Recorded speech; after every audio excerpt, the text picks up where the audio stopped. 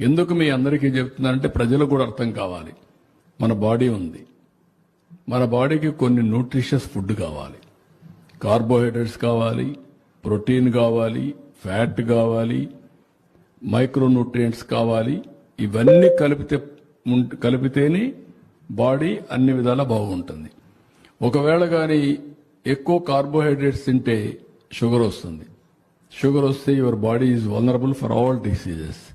అక్కడి నుంచి ఇంక మొత్తం డిట్రియేషన్ వస్తుంది. దీని మీద నువ్వు కెమికల్స్ తినాల్సి వస్తుంది. ఫార్మాస్యూటికల్స్ ఏంటి? కెమికల్. ఒకసారి కెమికల్ తీసుకుంటే సైడ్ ఎఫెక్ట్స్. అక్కడి నుంచి బాడీ డిట్రియేట్ అవుతా వస్తుంది. సాయిల్ కూడా అంతే. మైక్రో న్యూట్రియంట్స్ బ్యాలెన్స్ చేయాలి. సల్ఫర్ కానీ, జింక్ కానీ, ఫాస్ఫేట్ కానీ, ఇలాంటివన్నీ బ్యాలెన్స్ కావాలి. బ్యాలెన్స్ అయితే మనం అనుకున్న క్రాప్ ఈజీగా వస్తుంది. అప్పుడు